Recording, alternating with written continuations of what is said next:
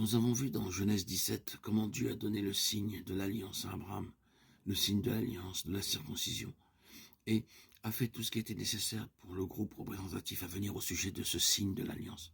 C'était institué. Moïse le savait et l'avait négligé. Dieu a fait connaître sa volonté et s'est institué.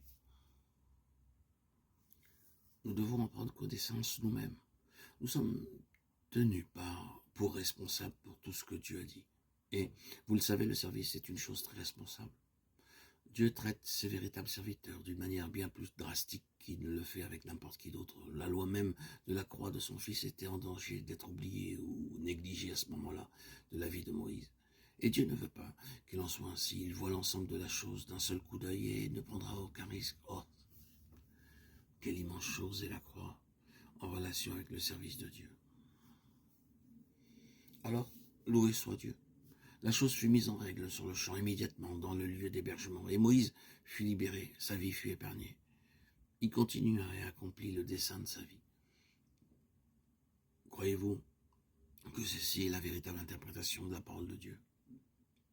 Laissez-moi vous rappeler que ce que Dieu désire et recherche vraiment, ce qu'il doit réellement obtenir est ce type de service, ce qui permet à un peuple de sortir et d'être amené exactement au lieu où, quoi? Eh bien, si l'illustration de la terre promise représente quoi que ce soit, elle signifie, je le crois, ce que la lettre aux Éphésiens interprète pour le rendre clair. L'Église désormais est en train d'opérer et de fonctionner dans le domaine des principautés et des puissances, renversant tout ce royaume et cette hiérarchie. Vous ne pouvez pas chasser le diable si vous vivez dans la chair, si vous n'êtes pas un homme, une femme ou un instrument crucifié. Le diable se tournerait vers vous et se moquerait de vous et ferait un horrible gâchis de vous si la croix ne se trouve pas là. Il devait entrer et déposséder de cette terre cette nation plus puissante qu'eux. Cela ne correspond-il pas à notre situation? Que sommes-nous face à la hiérarchie de Satan?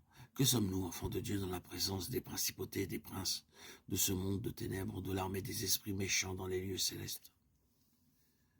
Quelle possibilité avons-nous avec des nations plus puissantes que nous? Mais des hommes et des femmes crucifiés peuvent le faire. Une église crucifiée peut le faire. C'est présentement notre vocation, établir un royaume au-dessus de ce royaume-là.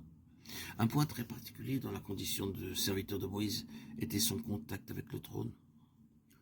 J'entends par là sa position avec Dieu dans l'autorité divine. Cette verge de Moïse symbolisait toujours l'autorité de Dieu dans sa main. Ce bâton amenait l'autorité de Dieu contre les Égyptiens et contre tous les dieux des Égyptiens. Il fut étendu au-dessus de la mer Rouge. Encore et toujours, cette verge parlait du trône de Dieu dans les mains de Moïse. Ce n'est pas une mauvaise façon de le dire. Quelle formidable autorité divine fut exercée par cet homme. Elle travaille elle-même à la ruine de cet autre grand royaume du mal.